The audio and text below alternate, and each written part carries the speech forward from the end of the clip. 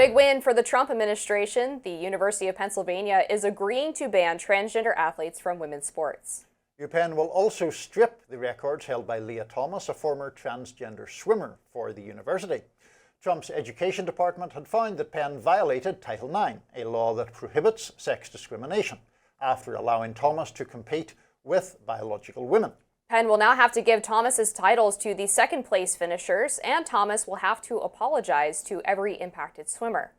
Penn's president, J. Larry Jamieson, said in a statement that while Penn's policies complied with NCAA rules during Thomas's tenure, the school acknowledges that some student-athletes were, quote, disadvantaged.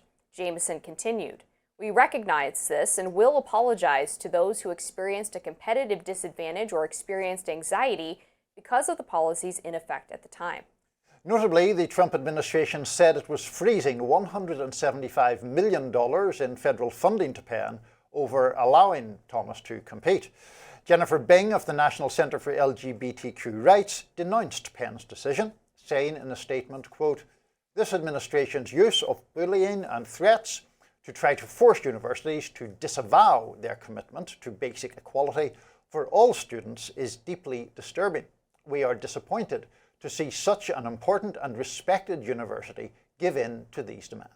Education Secretary Linda McMahon praised the agreement, saying in a statement, "The department commends UPenn for rectifying its past harms against women and girls, and we will continue to fight relentlessly to restore Title IX's proper application and enforce it to the fullest extent of the law."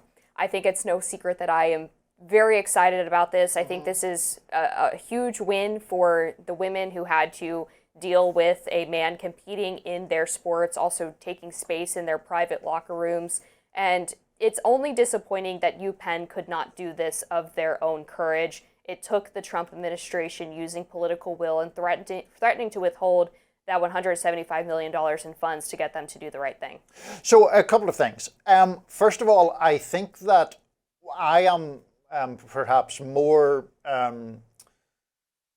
sympathetic to the overall trans cause than you are in terms of the avoidance of discrimination in other areas. And the public, by and large, agree with the protection of trans people from discrimination in things like public accommodations, employment, housing. Now, where I'm actually more in closer alignment with you, at least, is on the sport issue, because we both played sport or play sport, and I think for anyone who has competed with any degree of seriousness in any sport, it is just fairly ludicrous to suggest that people who are biological males from birth do not have an advantage over people who are biological females at birth. Almost any sport, if you exclude things like chess, are a matter of either strength or speed or power, and those are things where, broadly speaking, males have advantages over females. So in that respect, I think that we are moving toward a more sensible policy on that. And I think that in the political sense, Democrats got themselves into a tricky and self-defeating situation, appearing to defend on the sporting issue in particular, trans participation, because to too many people it transgressed a basic notion of fairness.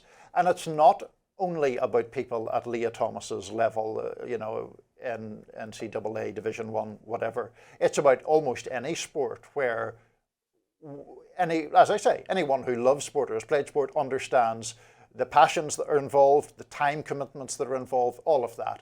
And it just seems fundamentally unfair. Yeah, and I think, the Democrats did go too far. I mean, even if you go back to North Carolina 10 years ago, there was a broad backlash to the bathroom bill that would have barred people from using bathrooms consistent with their gender identity. And then now when you look at polls about bathroom issues, it's flipped the entirely different way, where people are much more skeptical about that idea and that concept. And I think it's because there were too many asks that violated common sense from transgender activists in the Democratic Party. And so now they've really shifted. The pendulum has swung back in the other direction. Yeah, the bathroom one I have more mixed feelings about, because to force someone who presents as a woman into a male bathroom seems to me to put that person at risk also. I'm not negating the risk of of the reverse.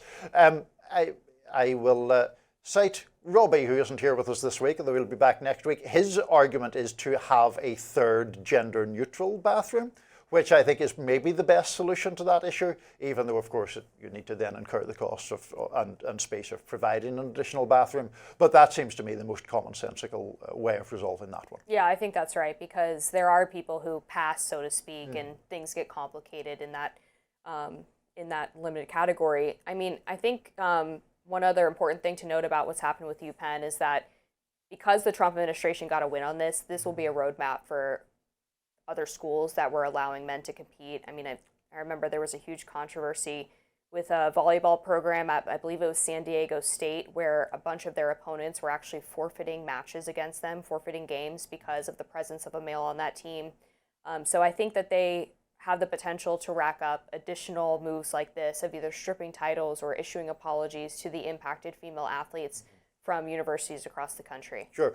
Just one final point before we wrap this. We said in the script there at the introduction that Lia Thomas had to apologise. I think it was UPenn. It's UPenn, yeah. right? I mean, I don't think they can force Lia Thomas to do anything. And I don't think Lia Thomas should actually apologise, because this gets back to one of my points on these topics, which is that the athletes themselves, like Lia Thomas was entitled to compete under the rules that pertained at the time she was competing. And so I don't think that she should have to apologise, but I don't object to the rule being changed to make it in alignment with biological. Yeah, I mean, I'm obviously less sympathetic towards Lia Thomas than you are for reasons I think I talked about previously on the show with the locker room issue, but I do think broadly that the leadership of the college and of the NCAA should be held more accountable for their actions, because they failed to protect the women that they are in charge of making sure they have access to a fair and safe sporting environment, and they didn't do that. Yeah, I don't dispute that at all. All right, we have a lot more topics to talk about on Rising. Stick around right after this.